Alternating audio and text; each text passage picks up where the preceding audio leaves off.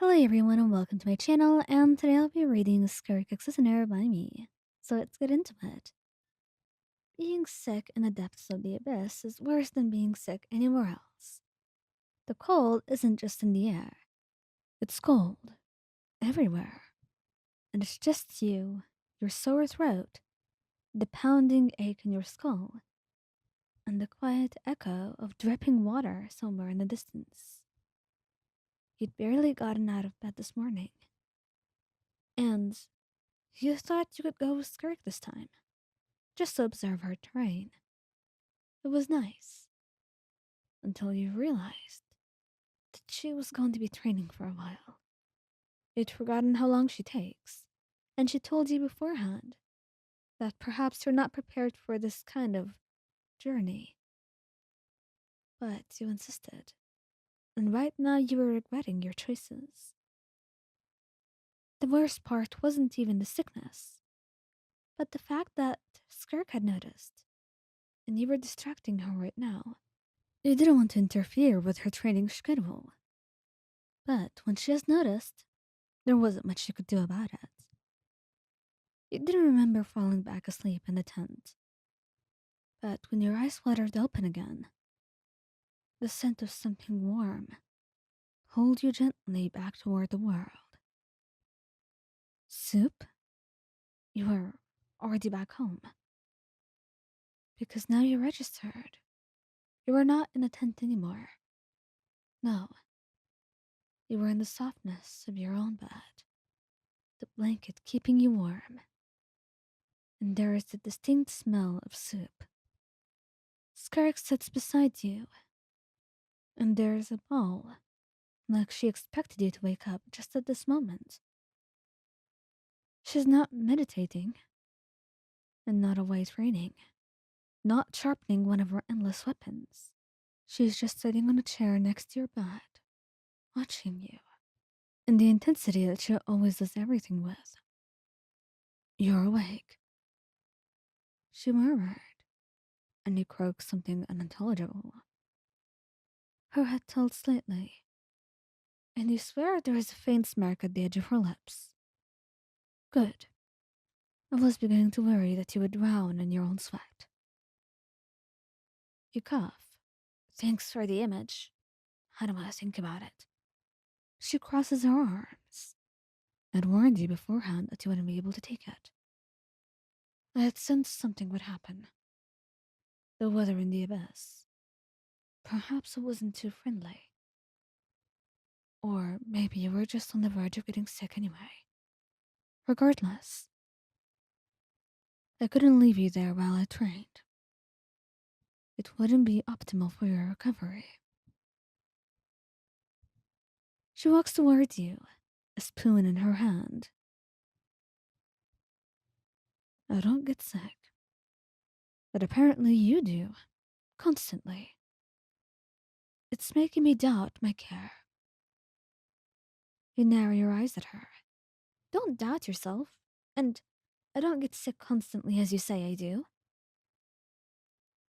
You sneezed 3 times last week while sparring and nearly impaled yourself. That wasn't.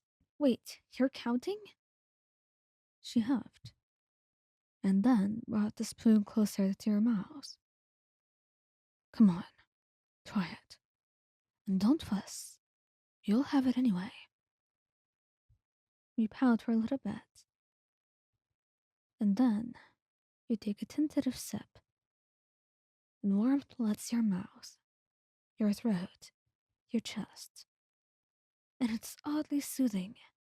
And suddenly you felt how hungry and thirsty you were, to the point where it seemed like it's the best thing that you've ever tasted in a while. And you're quite sure you don't like broth that much. She's watching you, trying to gauge your reaction. It's good. Thank you. I wasn't sure about the balance or the temperature. You're very fragile. I'm not. You're mortal. That seems pretty fragile to me. You roll your eyes and take another sip. Is this your way of saying, "Oh, I worry about you so much. I hope you're well, Mayan"? No, it's my way of saying you're not allowed to die on me, and that you're no longer allowed in the abyss. For the time being, at least. You look at her, glaring, and she holds your gaze. And you know that Skirk is not going to budge on this. So there's no point trying to talk about it. You just hope that this whole time being thing is not for a couple months at least. You can handle being at home for a few weeks, avoiding the abyss. You don't even go there that much. But what if you felt like you wanted to? What if you wanted to watch her train? The passage of time there is clearly different. And sometimes she forgets herself. And time passes by. And sometimes you can't keep on waiting for her. That's why you wanted to go this time. Even if you hate the abyss. You know, Skirk, most people would say get well soon. She looks at you for a little bit, unamused. Is that what you want to hear? No, not necessarily. But I wouldn't mind if you said that. Then, get well soon. I promise I will. You better. She moves closer and presses a soft kiss to your cheek, and that makes you gasp softly. She savors the expression on your face. I've thought about it. Why you went with me that day. What do you mean? You don't need to say it out loud. I'm not used to having a companion. Someone waiting for me outside the abyss. So I'll try my best, and I won't make you wait. You blushed. Well, that's a lot better than hearing it well soon. She smiled, and at this moment, all you could feel was that you were incredibly blessed to have someone like her by your side. Someone who understands, and someone who takes such good care of you. Thank you guys for listening, and I hope you liked this video. If given the choice, would you go to the abyss with Skirk to watch her train, or would you rather just wait for her? I'm curious to know. Also, don't forget to subscribe, and I'll see you in my next video.